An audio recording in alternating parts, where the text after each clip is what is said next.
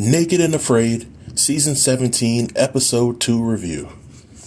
The name of this episode was entitled, There Will Be Blood, and true to the title, we as the viewing audience got to see plenty of blood talk throughout the episode.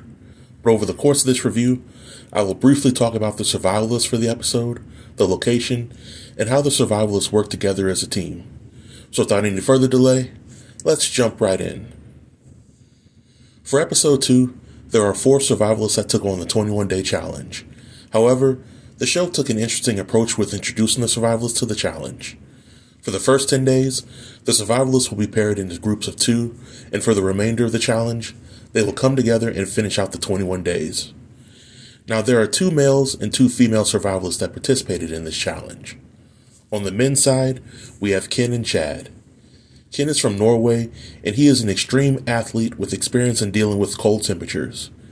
He doesn't really bring much survival skills to the challenge, and because of the challenges in Africa, the hot temperatures might be harder for Ken to adjust to. But we also have Chad, who is an ultimate hunter and fisher from Canada. And as luck would have it, Chad and Ken were paired together for the first 10 days. So right off the bat, it's pretty clear that Chad would be taking the lead in the challenge, and Ken would have to carry his own weight in order to keep up. Now on the women's side, we have Britt, who's from Australia. She runs a business teaching kids how to build fire and shelters, which are 2 very useful skills that can be used in any Naked and Afraid challenge. We also have Sarah from Hawaii, and if Sarah looks familiar, that's because she was on an episode of Season 16's Naked and Afraid, in which she and her partner successfully made it to the end of the challenge. Sarah brings her hunting skills to the challenge, so right off the bat, it's pretty clear that both Britt and Sarah are on equal footing going into the challenge, and they would need to rely on each other in order to go as far as possible.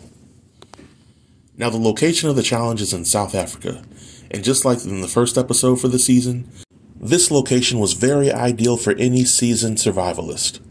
The weather was favorable to the cast. The cast really didn't have to worry about bugs or being attacked by wild animals, and there was plenty of opportunities for the cast to catch their own food and be comfortable for the duration of the challenge. And I think this was a good thing because there were several episodes over the past several seasons. There were some survivalists that were placed in extremely harsh locations, while others were placed in locations that any beginning survivalist could flourish in. And in my opinion, everybody that decides to come on this show should be given a fair shot at completing their challenge. So after watching this episode, there were a few things that I truly liked. For one, I liked the teamwork that Chad and Chen showed during their first leg of the challenge. As I suspected, Chad took the lead in hunting and provided food for the team, and Ken supported Chad in any way Chad needed him to. There really wasn't any drama between these two, and their kind of teamwork was what I enjoyed watching on Naked and Afraid. But sadly, Chad had to tap out in the first leg of the challenge, and I don't think that Chad should feel bad about tapping out. I know that if I were on the show, and I was getting paid little to nothing to live in 21 days in the wild, I certainly wouldn't risk my health and my sanity for bragging rights. So I respect Chad for tapping out when he did, and for leaving his fishing hooks for the rest of the survivalists to use. And lastly, I like the team dynamics of Ken, Britt, and Sarah.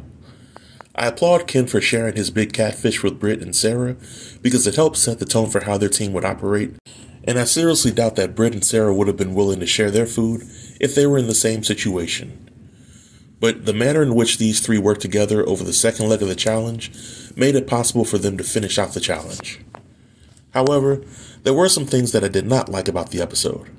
For starters, the initial dynamic between Sarah and Britt seemed like a super feminist girl power trip. These 2 talked about how they liked that there weren't any men on their team, and how they hoped that they didn't have any men joining them after the 10-day mark. Sarah even went out of her way to talk about how she didn't need any guys mansplaining anything to her. I just think that it's ironic that Sarah and Brent spent so much time talking about their girl power, but they likely wouldn't have finished out the challenge if it weren't for the generosity of Ken. I also want to mention how literal the episode's title was. In my opinion, this episode spent a little too much time focusing on Britt and her menstrual cycle. Now I get it. Women have menstrual cycles, it's natural, and Britt just happened to get hers while completing this challenge. I completely get it. But we as the viewing audience were then subjected to Britt talking about free bleeding and how she wanted to have a ceremony to celebrate her period. To me, this is a little over the top, and Sarah wasn't really feeling Britt's energy either. I completely saw Sarah's point of view when she was angry because Britt was just resting and relaxing while Sarah had to exert all her energy in order to feed both of them. And lastly, one of the biggest issues that I had with this episode was the group's decision to let the croc bully them. Throughout the second leg of the challenge, there was a pesky crocodile that was essentially stalking the group and eating some of their food. And my thing is this: everybody in the group is hungry at this point.